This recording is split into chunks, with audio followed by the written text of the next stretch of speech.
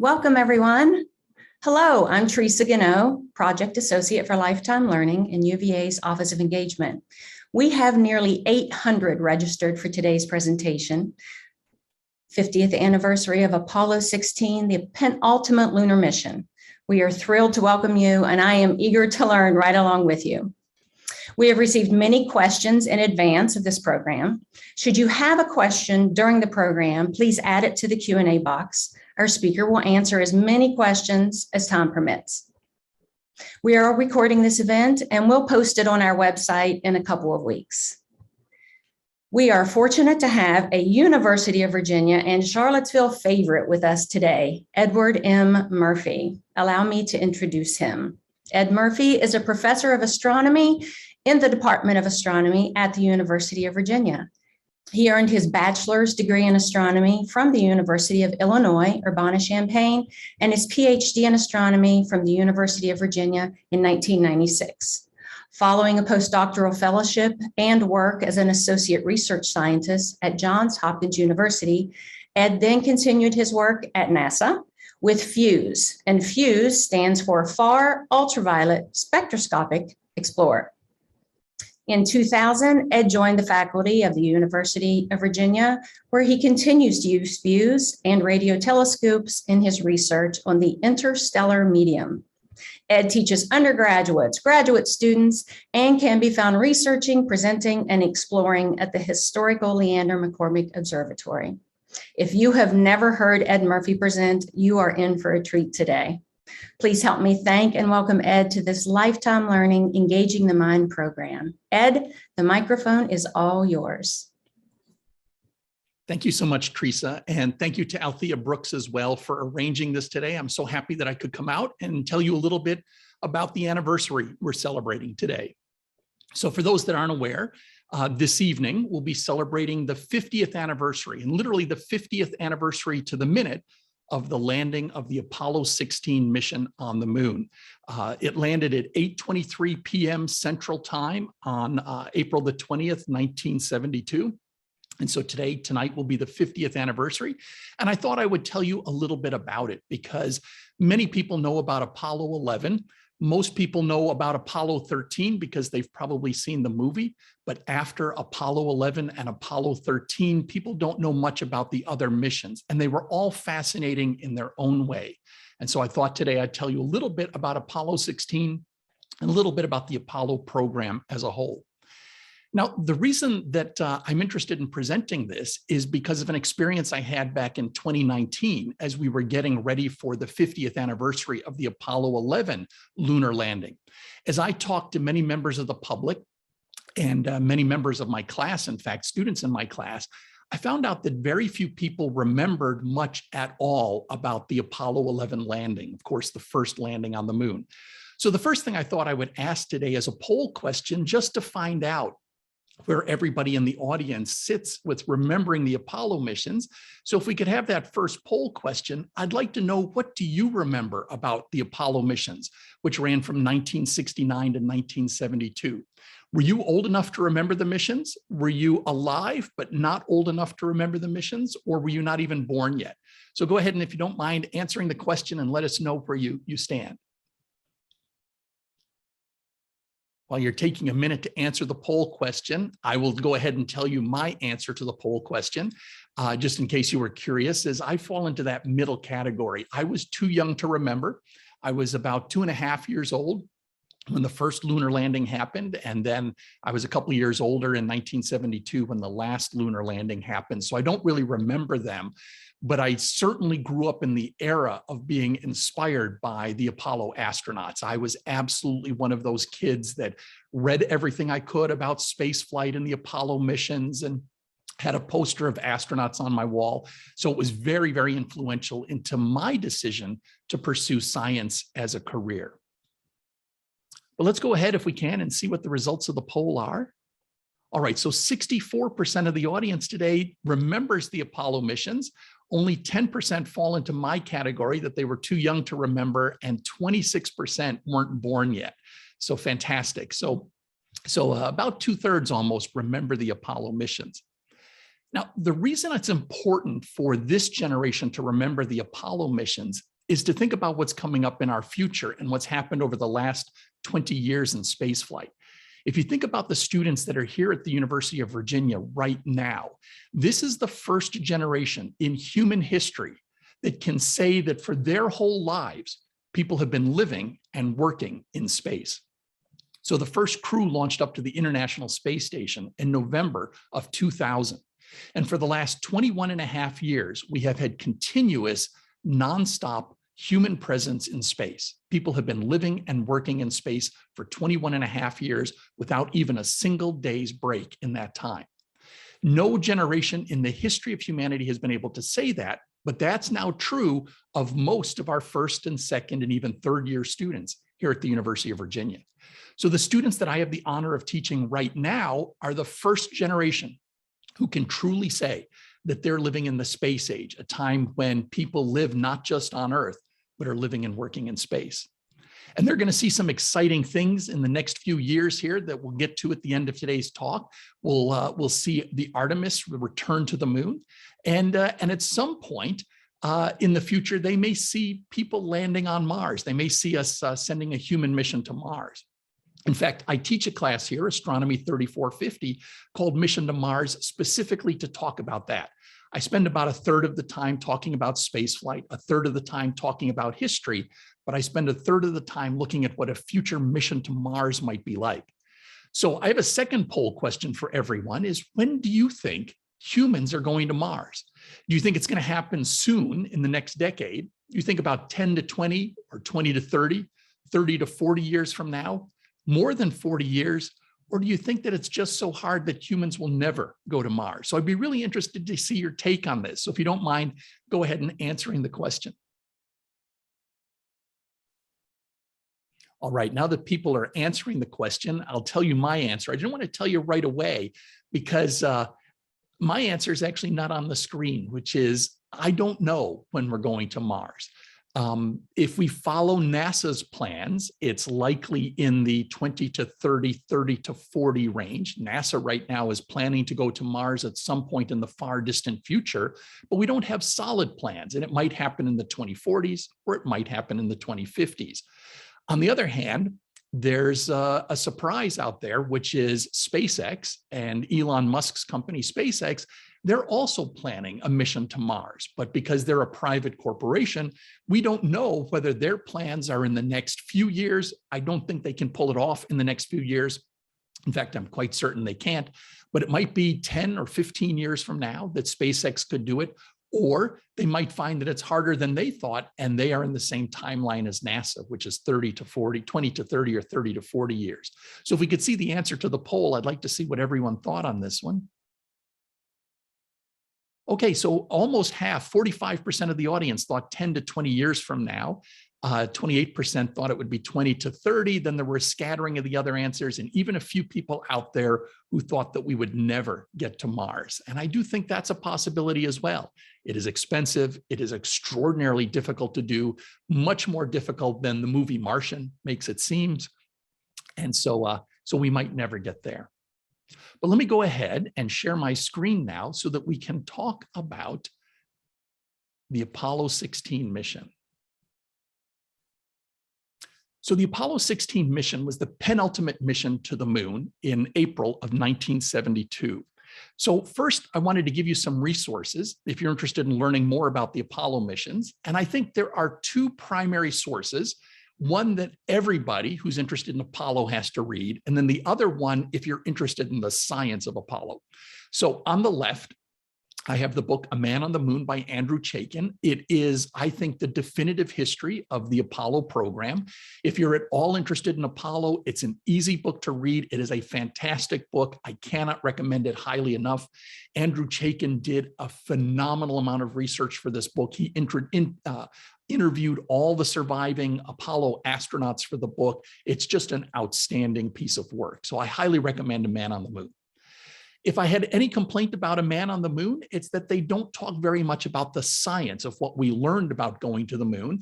And that's because there are so many other things, the mission control, the astronauts, of course, what happened on their missions, but mission control, the people who designed it, the technology, there's lots of things to discuss. But if you're really interested in focusing on the science of Apollo, what we learned about the moon and the Earth and our solar system by going to the moon, I highly recommend the book on the right called To a Rocky Moon, A Geologist's History of Lunar Exploration by Don Willems. It's a fantastic book written for a general audience that talks all about the science and what we learned from going to the moon and about the geology preparation that went into it. Because as you'll see here today with Apollo 16, by this time in the Apollo program, we were focusing mostly on the science. We had passed the technology aspects of the missions. We had proven that we could land. We had passed the political aspect, doing it as John F. Kennedy asked before the end of the decade. And in the last few missions, we could focus on the science. So let's go ahead and let's dive into the Apollo 16 mission. So first of all, it begins, I would argue, back in July of 1955, when the United States announced that they were going to launch an Earth-orbiting artificial satellite as part of the International Geophysical Year in 1957 and 1958. And multiple groups in the United States started preparing for this launch. There was a Navy effort, there was an Army effort, they were competing against one another, and ultimately the Vanguard project under the US Navy was selected to launch the satellite. But much to the United States' surprise, and in fact to the world's surprise, on October the 4th, 1957, the Soviet Union announced the launch of the first artificial satellite to orbit the Earth, Sputnik 1. Now, this came as a huge surprise.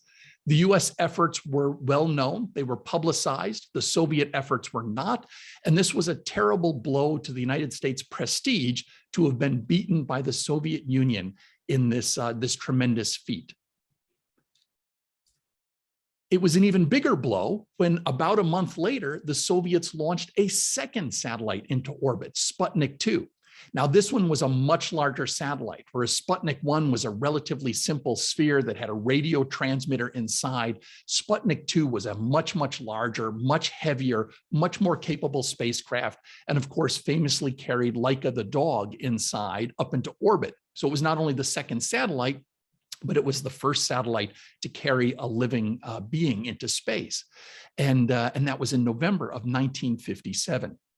So the United States was preparing a response to Sputnik 1 and Sputnik 2. And in December of 1957, the United States announced the launch of their Vanguard rocket carrying their Vanguard TV satellite.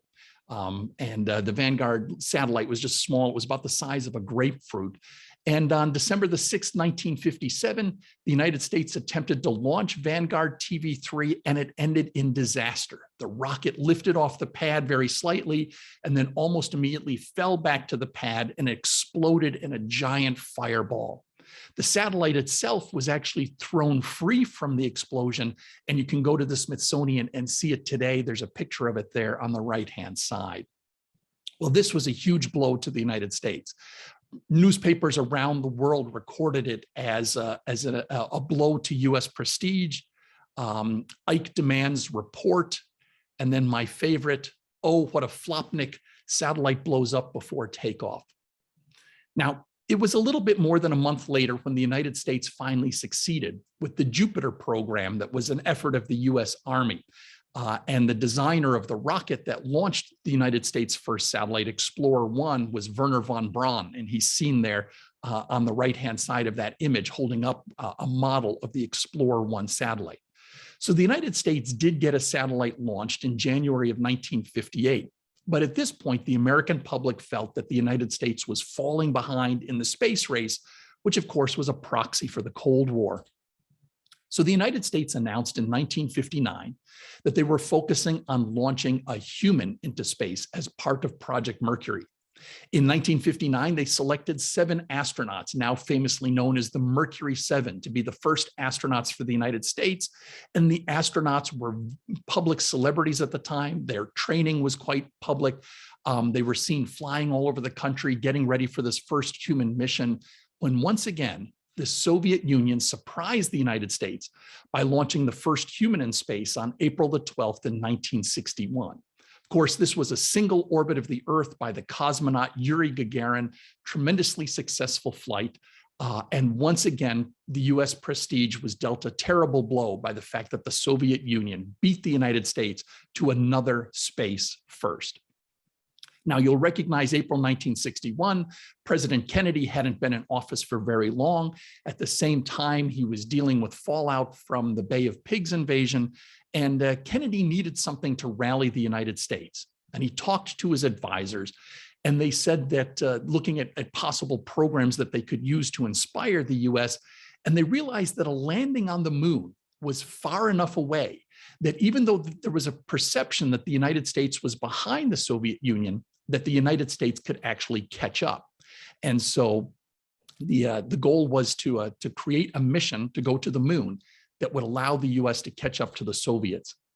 So in May of, I forgot to mention, in May of 1961, of course, the US launches Alan Shepard. That's the first US flight. Unlike Yuri Gagarin, who orbited the Earth, this was a single up and down flight. So Kennedy announces to the world in a joint session of Congress on May the 25th, 1961, that I believe this nation should commit itself to achieving the goal before this decade is out of landing a man on the moon and returning him safely to the Earth. So this inspired the United States to begin a program, a very expensive program of developing the hardware and the technology and the ability to go to the moon. And we entered into a space race with the Soviets in this case, of getting to the moon. Now, thanks to the support of Congress and the support of the president, and then following President Kennedy, the support of President Johnson, NASA was able to develop a tremendous program to get humans to the moon. It starts, of course, with the massive Saturn V rocket launching from the Earth, the largest, most powerful rocket that humans have ever created, even to this day. NASA is working on a future heavy lift rocket called the Space Launch System that will eventually be able to carry more payload than the Saturn V did. But up until right now, the Saturn V is the most powerful rocket we've ever created. And the Saturn V would launch 2 spacecraft on their way to the moon. The first of the 2 spacecraft was the Command and Service Module. The command module was the capsule where the astronauts were on launch and landing. The heat shield was on the bottom of the capsule right here. And the service module contained everything that they needed to stay alive. It had their oxygen supply, their water supply, but most importantly, it had a giant engine called the SPS and the giant fuel tanks that would feed that engine that would get the astronauts into orbit around the moon and then get them out of orbit around the moon and bring them home. The other spacecraft was, of course, the Lunar Lander itself, called the Lunar Module or the Lunar Excursion Module. It consisted of 2 parts. There was a bottom part that was the landing part. It was called the Descent Module, contained a large engine and the 4 landing legs that would allow the lander to land on the moon.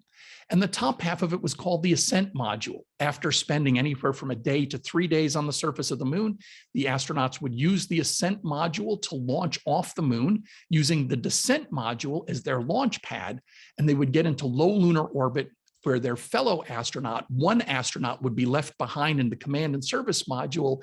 They would dock with the Lunar Module, retrieve the 2 astronauts that went down to the surface, and then come back to Earth. So from 1969 to 1972, NASA conducted 6 successful missions to land astronauts on the moon.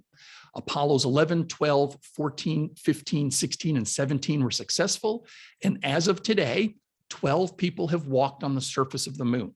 Apollo 11 landed in July of 1969, and the last mission, Apollo 17, left the moon on December 14th, 1972. So you can see that the whole series of Apollo missions to the moon lasted just a period of about 3 years in length. And we have not been back to, humans have not been back to the moon since 1972. Now, most of the Apollo missions landed near the equator of the moon, and that was for various technical reasons. That required the least amount of energy, and it was the easiest to launch. The Apollo missions are shown with the little green arrows right here. So there's Apollo 11, Apollo 12, Apollo 14, 15, 16, and 17. You'll notice that they didn't stray far from the equator in these landings. So let's talk a little bit about these landings and what they hope to accomplish and what we hope to learn about the moon. The first thing I want to mention about the moon is that when you look at it through a pair of binoculars or even a small telescope, you'll notice that the moon has two basic types of terrain. There are these regions down here on the southern part of the moon called the Southern Highlands. And these parts of the moon, the highlands, are completely covered in craters. They are craters on top of craters on top of craters. And then there are also these very smooth regions that are dark, almost black in color. And those dark regions are called the Maria, or the seas on the moon. Now, the highland regions truly are completely covered in craters. You can see an example here of a crater that has craters on top of it, that has a crater on the rim. And if you look at those craters on top of it, you can see there are craters on top of those. The Lunar Highlands are the oldest parts of the surface of the moon. They have been pummeled by billions of years of comets and asteroids striking the moon. We know that they're the oldest part of the moon because in order to have built up this many craters, they have to have been exposed to space for a long time. Imagine that you do a service project for your local elementary school and you build them a sandbox. And when the sandbox is brand new and you fill it with sand and you smooth all that sand out, it looks very much like the Maria here, smooth with hardly any craters on it. Well, once the children show up and they start throwing rocks and matchbox cars and other things into your sandbox, it starts to get a crater here and a crater there and a crater here and a crater there. After your sandbox is quite old, when it's been exposed for a long time, it's got craters on top of craters on top of craters. And that's what we see in the southern highlands of the moon. That number of craters piled one on top of the other is an indicator that that part of the moon has been exposed to space for a long time. Now, the smooth regions on the moon, these are called the Maria. Old Italian astronomers, when they first saw the moon, saw these smooth areas and thought they were filled with water. So they called them mare, or seas, and the plural is Maria. We know today that they're not seas of water, but they're actually seas of frozen lava. At some point in the past history of the moon, lava flowed freely across the surface, and that lava filled in lots of low-lying areas. If you look carefully at most of the Maria, you'll notice that they're very round in shape. This is the Sea of Serenity, the Sea of Tranquility, and the Sea of Fertility down here, the Sea of Crises over there, and then the largest one on the near side right here is the Sea of Showers right there. Each of them is round because they are, in fact, giant impact craters. The Sea of Showers, Mare Imbrium, is over 800 miles across from side to side. It's a giant impact crater where a huge asteroid struck the moon, blew a giant crater in the surface of the moon, and sometime later, lava filled in that low-lying crater. The same is true with all these other seas. They were once large craters that later lava flowed and filled them in. Now, the lava that flowed and filled them in is lava that's very familiar to us. If you look carefully at this image, you can actually see a lava flow cutting across the field here. Of course, it's frozen today because this lava flowed billions of years ago, but the specific type of lava is a lava that we have here on Earth called basaltic lava. It's very dark, almost black in color, and it's also very runny. It flows very freely. You can see it here draped across the landscape and running down the hillside just last year in the Canary Islands. This is the exact same kind of lava that we find on the moon. So let's talk about the Apollo missions up until Apollo 16, and I'm just going to give a brief review of them. The goal, of course, for Apollo 11 was to get the first human astronauts to the moon in July of 1969, and it was tremendously successful. Neil Armstrong and Buzz Aldrin landed on the moon, and humans for the first time explored the moon. But they were only outside for a little more than 2 hours, and they only spent a day on the lunar surface. The primary goal of the Apollo 11 mission was to satisfy Kennedy's goal of landing on the moon and returning safely to Earth before the decade was out. Anything else, bringing back samples, learning anything about the moon, was a bonus on top of that primary goal. Now, you might be familiar with the fact that Apollo 11 landed many miles away from where it was supposed to land. Future missions would need to demonstrate the ability to do a pinpoint landing. The astronauts would be landing in and amongst hills and mountains, and they couldn't afford to be many miles off. So with Apollo 12, the overriding goal was to demonstrate the ability to do a pinpoint landing. And they picked a spacecraft that had been on the surface of the moon for about 3 years called Surveyor 3. And the goal for Apollo 12 was to land as close as possible to Surveyor 3. And as you can see here, it too was tremendously successful. Surveyor 3 is in the foreground, and you can see in the background there the lunar module from Apollo 12.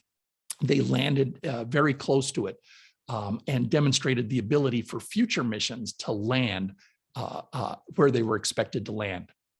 Of course, the next mission, Apollo 13, almost ended in disaster when an oxygen tank blew up on their way to the moon.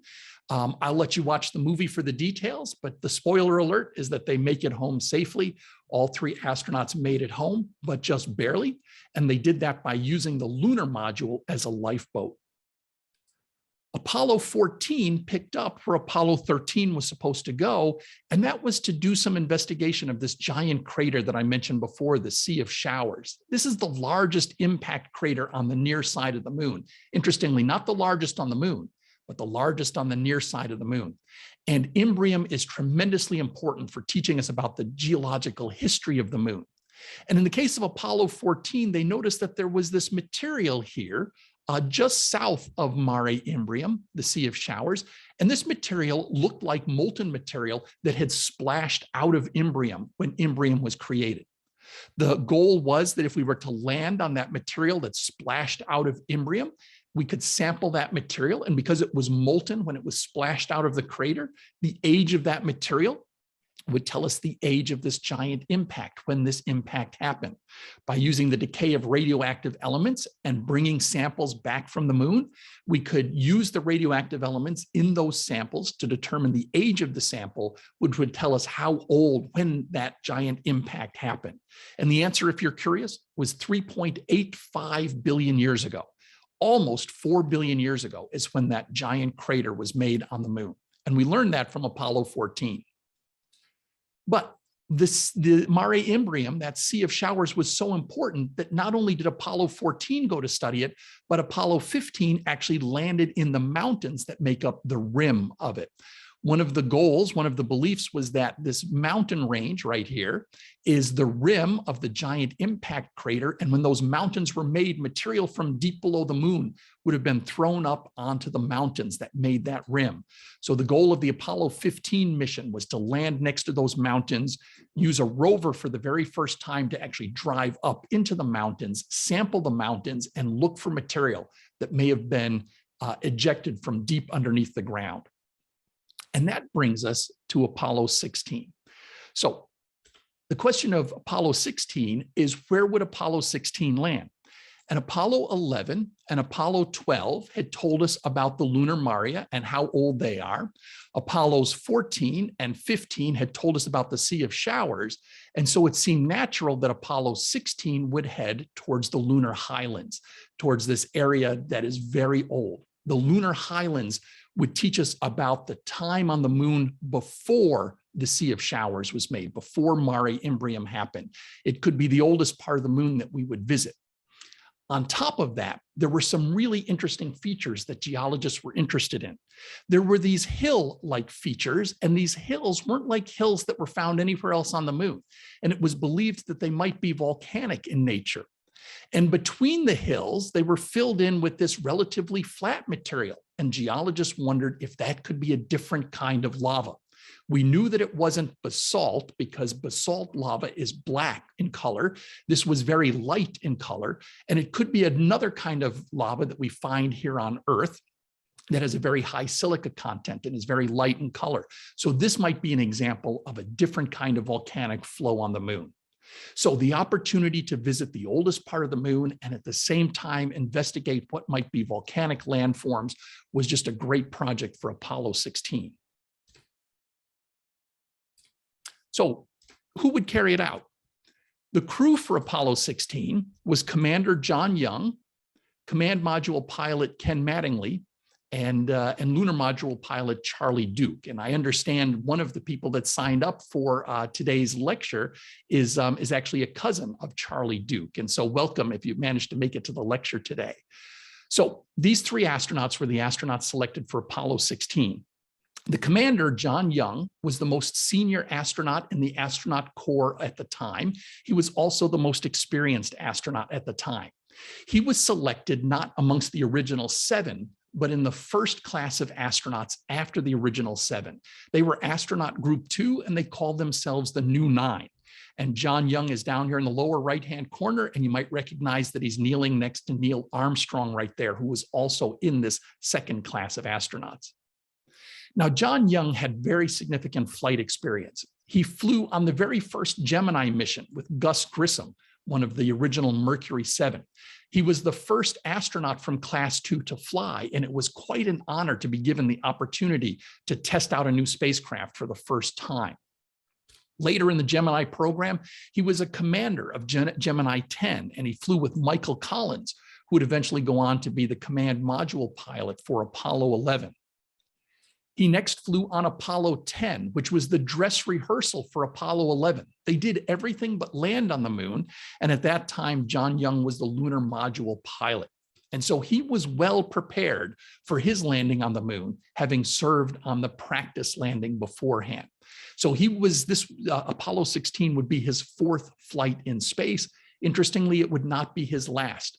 John Young would go on to pilot 2 space shuttle missions.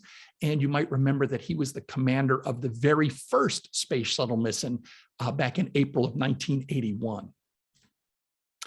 The other 2 astronauts that were on the mission, Ken Mattingly and Charlie Duke, were both selected in astronaut group 5 in April of 1966. This would be Charlie Duke's only flight into space. Ken Mattingly, like John Young, would go on to the space shuttle program, and he would fly 2 of the early space shuttle missions. But this was their first space flight. Now, while they were getting ready for Apollo 16, they served as the backup to the Apollo 13 mission. And while they were training for Apollo 13, John Young and Charlie Duke caught the geology bug from Caltech geology professor Lee Silver. Lee Silver was training the primary Apollo 13 crew, but the backup crew was also training because they might be called to do the mission. And while they were doing this, John Young and Charlie Duke got very interested in geology. And this was important because by the time they flew, geology would be the primary focus of the mission. And they spent as much or more time than any other crew training for their geologic mission on the surface of the moon. They went out for about 2 days every month on geological training. And they would spend about 1/3 of their time doing show and tell, where they would look at features in the landscape and describe those features and have those features described to them. They would, about 1/3 of the time, they would actually do what they called walking traverses, where they would walk through the landscape and describe what they would see, just like they would do on the moon. And about 1/3 of the time, they would actually drive a rover and describe what they would see as they were driving the rover. And this was training them so that as they were driving on the moon, they weren't just sitting there as passive passengers, they could also be actively doing geology. So about 2/3 of the time they spent their time, 2/3 of their geology training, they were acting like they were actually on the surface of the moon. Now, of course, there was lots of other training on the mission. The rocket was rolled out to the launch pad somewhat before their launch date, and they launched to the moon on April the 16th, 1972. They had a very successful launch, and they had a very successful 3-day flight to the moon with no problems at all. On their way to the moon, they took this famous picture of the Earth. I just love this picture because I think it's spectacular, showing you the United States. You can see Florida over there on the lower right-hand side, California on the left, Mexico and the Baja Peninsula are prominently displayed there as well. And you can see that it was April. We're just coming out of the northern winter, so lots of ice up there around the North Pole. So they had an uneventful trip, and about 74 hours into the mission, they entered into lunar orbit around the moon. They were in a fairly low orbit around the moon. Initially, they were just 58 by 170 miles above the surface. But then they changed their orbit to bring them within 10 miles of the surface, to bring them literally just skimming above the surface of the moon to prepare for the landing.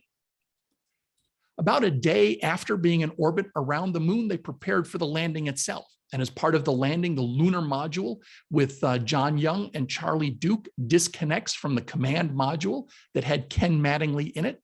As tradition was, they would photograph one another. They would carefully examine both spacecraft to make sure they were in good shape.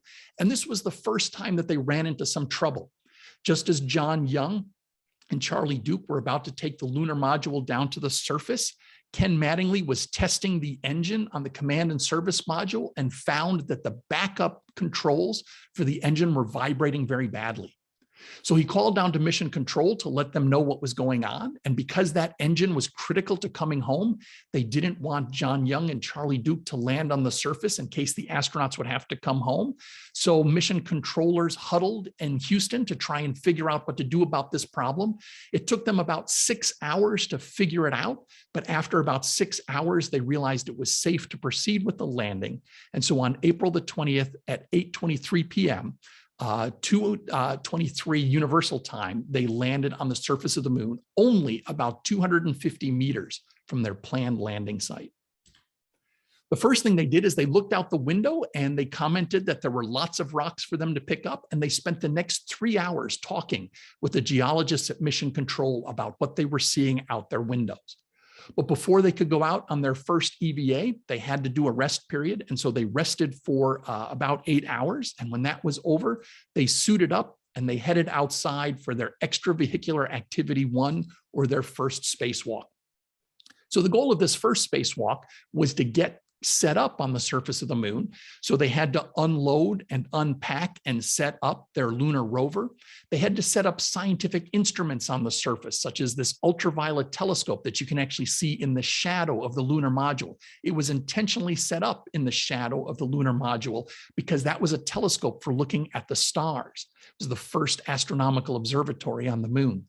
You can see the US flag set up here, and this is a picture of John Young saluting the US flag. If you look very carefully at his feet and his shadow, you will notice that at this moment in time, he jumped up into the air, and thanks to the very low 1/6 gravity, even wearing a spacesuit that weighed a few hundred pounds, he was able to jump at least a couple feet off the ground as he was making his salute. So the first thing they started doing was setting up the rest of their scientific instruments. There was this instrument package called ALSEP, the Apollo Lunar Surface Experiments Package. It had things like a seismometer on it right here. So this is the seismometer and a central station that would use this antenna to transmit the data back to Earth even after the astronauts left. It was powered by a small nuclear reactor that you can see here in the background. One of the more important experiments that went with Apollo 16 was a probe that would be put deep down underground, about 10 feet underground, that would measure the temperature underneath the surface at different depths under the surface. And that would allow geologists to measure how much heat was escaping out of the moon. It was called the heat flow probe, and it had flown on Apollo 13, which of course didn't make it to the moon. It had flown on Apollo 15, but they had trouble drilling the hole deep enough, and it turns out they couldn't get the hole deep enough to get useful data. So the hope was that it would work here on Apollo 16. Charlie Duke dug the hole using a drill, and he was able to get the hole down to its full depth. And everyone was ecstatic that he was able to get the hole deep enough that they could put the probe in there. He put the probe in there, and unfortunately, John Young tangled his foot on the cable that connected the heat flow probe to this central station. And he didn't notice that his foot was tangled on it. And then he looked down and saw that he had pulled the cable out. And it wasn't a simple connector that he could just reconnect. He literally stripped the cables out. Now, since John Young was so interested in the geology and the science, he knew that this was heartbreaking for the scientists. And he even commented here, "God Almighty, well, I'm wasting my time. I'm sorry, I didn't even know. I didn't even know it." He was very upset about the fact that he had pulled this cable out and the heat flow probe wouldn't function after that. But all the other scientific instruments that they deployed did. And the next thing they did after this was to go for their first drive on the surface of the moon. Now, I had mentioned that there were 2 landforms that they were interested in here. They were interested in the mountains, which might be some kind of volcanic feature, and they were also interested in these flat plains, which might be a separate kind of volcanic feature. So the day's first drive was to drive out on these volcanic plains to 2 nearby craters that would allow them to sample the plains. One of the problems that you have on the surface of the moon is the surface of the moon is covered with dust and rock, and that dust and rock is many, many meters deep. If you pick a rock up off the surface, you don't know whether that rock came from right there and is sampling where you are, or whether that rock was thrown a long distance, maybe many kilometers, or in some cases, possibly hundreds of kilometers, and ended up there. You really need a way to drill down below all of that dust and rock to get to the bedrock underneath. But the problem is that dust and rock is so deep, many, many meters, if not in some cases, possibly kilometers deep, that there's no way they could drill through it. So what they had to rely on were craters, because craters are nature's natural excavators. When an asteroid hit, it can puncture through all of that regolith, that dust and rock on the surface, and blow pieces of bedrock up to the surface.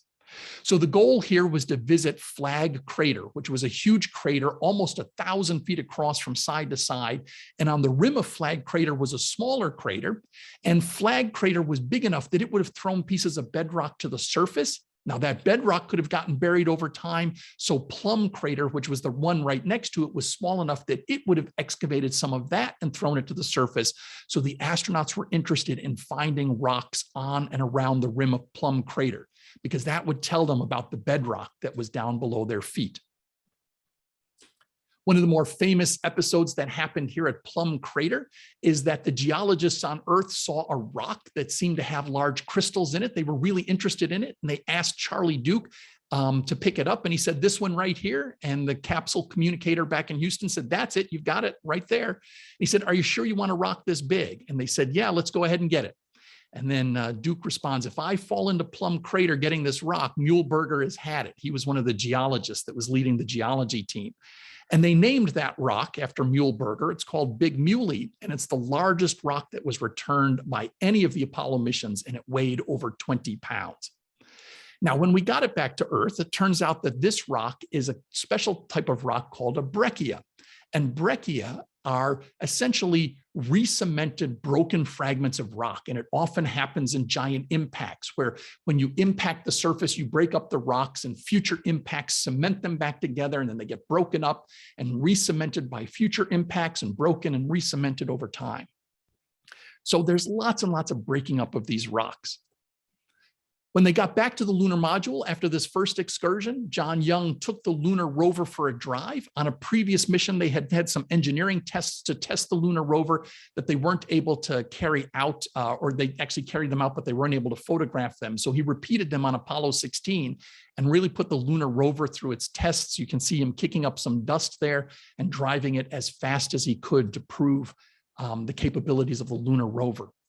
Here's another example of one of these breccias that I had mentioned. At the end of that first day, the geologists wanted to know, had the astronauts found any rocks that could be volcanic rocks? And they said no. All of the rocks they found were these breccia, which were these crushed and broken rocks over time. They didn't find any volcanic rocks at all. And at the very end of that day, the capsule community called up to Ken Mattingly and told him this. And he said, "Well, I guess the geologists will have to go back to wherever it is that geologists go when they need to start over." Well, the goal for the second day was, instead of driving out and sampling around Flag Crater, was to drive south and get up into the mountains on Stone Mountain right here. And they drove across the surface in the lunar rover up to the base of Stone Mountain. Then they drove up the side of Stone Mountain, and they got about 500 feet above the valley floor. As you look across this valley here, you can see these mountains in the distance. That's where they would go the day after. And if I look at, go back to this picture for a second, here they are standing here. They're looking across this valley, and that's Smoky Mountain in the distance where they would be the day after. So they get up on the side of the mountain. They sample lots of rocks here, but hoping that they were sampling both the mountains. But what they realized is that off in the distance, down over here, was a young, fresh crater. And that young, fresh crater, here it is, it's called South Ray Crater, blue rocks everywhere. And that many of the rocks that they were seeing on the surface probably didn't come from the mountain there, but were blown up there by South Ray. And they had quite a time trying to find some rocks that could actually sample this mountain. This is the image looking off in the distance right there. And if you look down here in the lower left corner, that's the lunar module. That's how far away they were from the lunar module, that little spot. is the lunar module there, about 3 miles or so off in the distance. And here are some of the rocks that they believe were actually thrown up onto the mountainside by that South Ray crater. Well, on the third day, they went north to North Ray crater up here to sample Smoky Mountain to hope that they could get a sample of these mountains instead. And again, they drove across the surface. North Ray crater is about 1 kilometer in diameter, which means that it's about 0.6 of a mile. They couldn't look down into the bottom of it because the sides were so steep that as John Young started to approach the crater and it got steep, he realized it was too dangerous to go any further. And so we never did get a good view down into the bottom because it was just so dangerous. They sampled rocks on the crater there, on the crater rim, including this one in the background, which doesn't look very big, but it's actually about the size of a 4-story house called House Rock. They also sampled another one called Shadow Rock on their way back. And then finally, at the very end of this third EVA, they got a spectacular picture of the lunar module sitting on the surface. Well, that wrapped up their 3 days of exploration on the surface of the moon. They had a final opportunity to leave some mementos on the surface. So Charlie Duke left a photograph of his family on the surface of the moon. And they packed up and immediately left and returned to lunar orbit and came back to Earth met up with Ken Mattingly, abandoned the lunar module in orbit around the moon, and then they returned on the command and service module, and then of course splashed down and successfully ended their mission. So that was an example of what an Apollo mission to the moon looks like. The lesson that we learned from Apollo 16 was it turns out that all of the rocks that were returned from Apollo 16, essentially all of the rocks that were returned, were breccias, these crushed and broken rocks. The geologists thought that they had an opportunity here to see some kind of volcanic landform that we'd never visited on the moon before. And instead they found that was completely wrong. But in science, this is often how we learn. It might sound that the mission was a failure because they didn't find what they were looking for, but this is how we learn in science. Sometimes you make a hypothesis and that hypothesis is not supported by the evidence, but then you learn even more. What we believe today is that the Apollo 16 landing site was actually contaminated by ejecta from the Imbrium Basin. Not only did that material splash down here where Apollo 14 landed, but that material splashed all the way down here to where Apollo 16 was. That smooth material that filled in around the hills was probably material that splashed out of the Imbrium Basin. So the question is, what's coming next in our exploration of the moon? And right now, NASA is preparing to return humans to the moon, to bring the first woman to the moon and the first person of color to the moon as part of Project Artemis. They have built the giant space launch system. The first Artemis mission rocket, called Artemis 1, is actually sitting on the launch pad right now at the Kennedy Space Center, although it'll be brought back and worked on before they eventually launch it. We're in the process of building even larger and more capable rockets now to go back to the moon. And the goal this time is that we will go back to the moon to stay. That is, it's not going to be like Apollo, where we go to the moon and then don't go back for 50 years. The goal now is to have regular missions to the moon, starting off with about 1 mission a year. Probably the first lunar landing won't be until 2025 or 2026, maybe a little bit later than that. We will have to see. But NASA is building this giant rocket to launch astronauts to the moon. There's the Artemis 1 that's sitting on the launch pad at the Kennedy Space Center right now. This is going to be launched uncrewed. So this is a test of the rocket and a test of the Orion capsule that's located in here. So no crew will be launched this time, but it will loop out beyond the moon and come back to Earth. The capsule that we're using is a brand new capsule called the Orion Crew Exploration Vehicle, has a service module that was built in Europe. And the landing system that we're going to use on the moon is actually being developed by SpaceX right now. It's called the Human Landing System Starship, and it is a monstrously huge ship, much, much larger than what we took to the moon in the past. And SpaceX is working on building this right now. Some point in the next few years, we will have to see, we will see the first test launch of Starship, certainly sometime this year, but that will be an Earth orbit test. Sometime in the next few years, we will see a lunar mission with a lunar landing, and then sometime after that, the first human landing on the moon in over 50 years. And these next lunar missions will not be confined to the lunar equator. They're going to be landing down at the lunar South Pole. There are craters at the South Pole that are in continuous nighttime. And these craters are so cold that they may contain water ice. It's very significant amounts of water ice that could be used by the astronauts for making oxygen and making rocket fuel. So the goal is initially to explore the South Pole, but possibly at some point in the next decade or two, build a semi-permanent base down near the South Pole of the moon. We're also building a new spacesuit to go back that will be lighter and more flexible than our current spacesuit. And we're also building a space station to go in orbit around the moon. Rather than astronauts going directly from Earth to the moon, they will actually go to this space station and go from the space station down to the surface. So this is the schedule coming up for the Artemis missions. Artemis 1 is going to launch this year. The first crew will go around the moon in 2024 and not land. The first part of the space station should be launched in 2024. And then the first lunar landing is currently scheduled for 2025, though I think that may slip till 2026 or a bit later. So thank you all. I'm happy to spend a few minutes here to take questions. So thank you for joining me. And as I said, I'm happy to take questions. Thank you, Ed. We do have a few questions. Many of the questions you answered as you were presenting. So thank you very much for weaving those in. That was lovely. Here's an interesting one. Did all the Apollo crews have to be quarantined after landing in the Pacific? Oh, that's a great question. So for those that aren't aware, the early Apollo crews were quarantined because there was concern that they would bring back bacteria or viruses from the moon. And we didn't want to contaminate the Earth with those viruses. So for all of the early Apollo missions, Apollos 11 and 12 particularly, the astronauts were decontaminated on landing, and then they were put in isolation for about 20 days to see if any diseases, if they would get sick from their time on the moon, so that we could check for bacteria or viruses. It was believed that viruses and bacteria couldn't survive on the moon. There's no atmosphere, there's no water, it's exposed to ultraviolet light and lots of radiation, but we wanted to be extra sure. But after Apollos 11 and 12, it was realized that there's just not a problem. And so the later crews did not have to quarantine like the early crews did. Excellent. Sound science. Thank you. Let's see, we have another one. Are all of the lunar modules still in orbit around the moon? How many satellites are orbiting the moon also?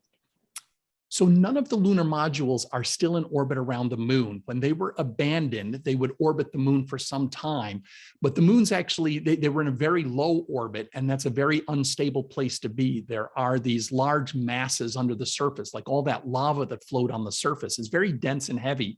And the gravity from those would tug and pull on the lunar modules, and that would eventually bring them down out of orbit. So eventually all of them ended up crashing into the surface. Okay, thank you. And I believe you answered this at the very end, but I want to make sure I honor the question here. Where would be the best location for a permanent base on the moon? You know, I think the South Pole is the best place for a permanent base. Not only do they have access to those shadowed regions that have possibly water ice there, and there's very good evidence from robotic exploration that there's water ice there. Not only would they have access to that water ice, but some of the peaks near the South Pole are in continuous daylight for, continuously, nonstop. If you land where the Apollo astronauts landed, you get 2 weeks of day and 2 weeks of night. Well, 2 weeks of day is easy. You can use solar power, but stretching power for that 2 weeks of night could be a real challenge without something big and heavy like a nuclear reactor. So one of the advantages to landing on these peaks near the South Pole is you get continuous daylight, and that would allow you to use solar power to power the station. Okay, excellent. Thank you. Let's see. What did the geology of the moon do to enhance our space exploration? You know, we learned a tremendous amount about our solar system from going to the moon. The case I like to make to my students is the moon is a fossil.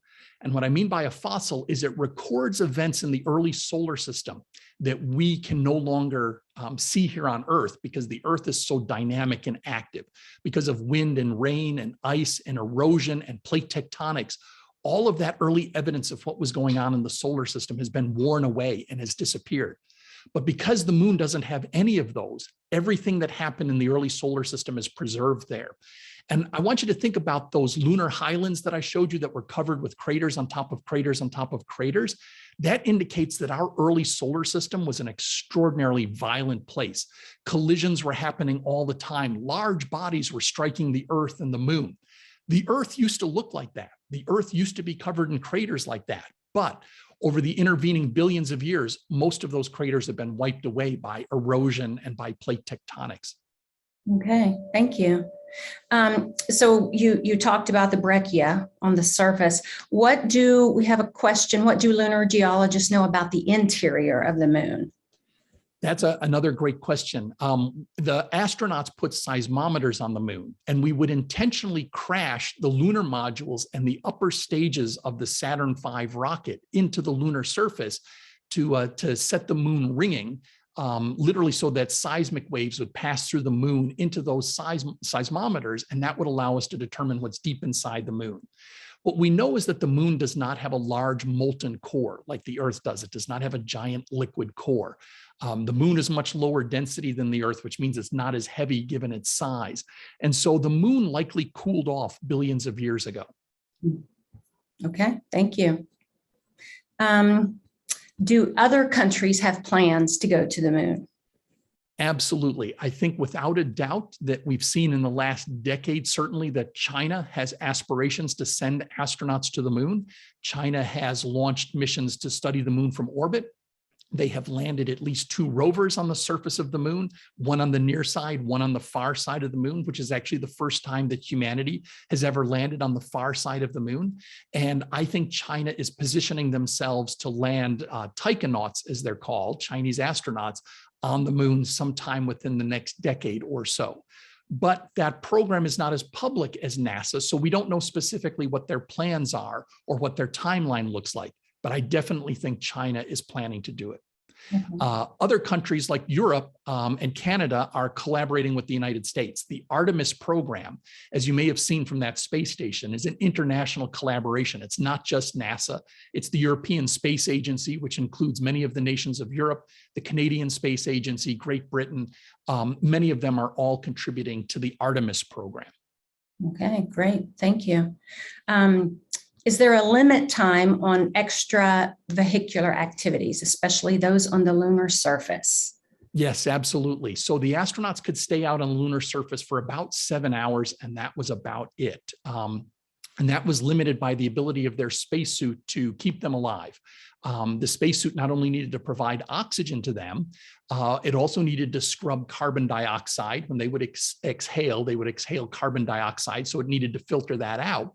But it also needed to keep them cool. When you're in the sunlight, in full sunlight like that, the temperature can get up to about 200 degrees. And so that spacesuit was running water through an undergarment that they were wearing that had little tubes sewn into it that would keep them cool. And that water was then evaporated out of the suit to cool it off. And so all of those things could run out. And they had to be back after about 7 hours. And interestingly, by the way, when they were using the lunar rover, they would start their day as far away as possible from the lunar module, because if the lunar rover broke down, they needed to leave enough time to walk back. So they could drive no further than they could walk back. Well, as the day went on and they had less and less time available in their suit, they had to come closer and closer to the lunar module.